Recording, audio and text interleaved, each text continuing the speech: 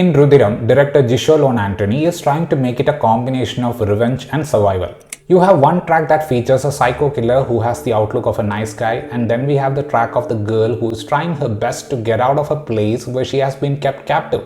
The problem with the script is that the psycho killer aspect of the movie is predictable and generic, and when it comes to the survival thriller element, the behavior of the character in tough situations is so weird that audience laughs when she gets beaten up.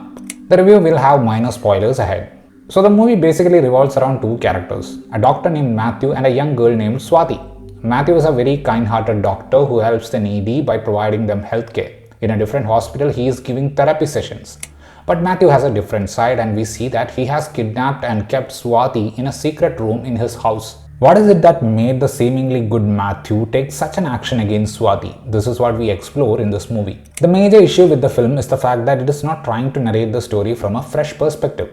When you watch every scene in the movie, you can practically guess what will happen next, and there wasn't a single moment in the entire film where the prediction of the audience became wrong. The introductions of certain characters into this movie are done in such an obvious way. The most annoying part for me was the micro Shawshank redemption of the character of Swati.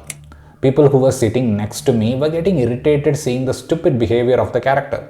Imagine you are escaping from a place and you are running alone in a forest, and you know that people are coming after you with loaded guns. If your pet dog escapes, would you just scream his name out loud? Well, Swati will. And thanks to that behavior, this excruciatingly stretched thriller got some moments of unintentional comedy. Rajbi Shetty as Matthew is shown as this man from Mangalore, and hence his Malayalam diction never really becomes a problem. His face has this unique flexibility to be this genuine soft person and an extremely rough psycho, and the actor uses that facet in his acting extensively to enhance the performance. Aparna Balamurali as Swati showcases the physical exhaustion of Swati neatly, but the character design was so poor that despite her giving her best, it was really difficult to empathize with that character. Kumaradas TN as member Verghese is becoming a bit funny when his character panics. Uma KP, Ramesh Verma and Anil Ando are some of the other major performers in the film.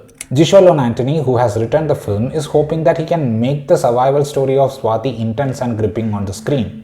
However, the writing somewhat underestimates the audience by thinking that too much violence can distract them. While the reasons for Matthew looked like the usual ones, Swati's reaction to this life or death situation was making things annoying for the viewer.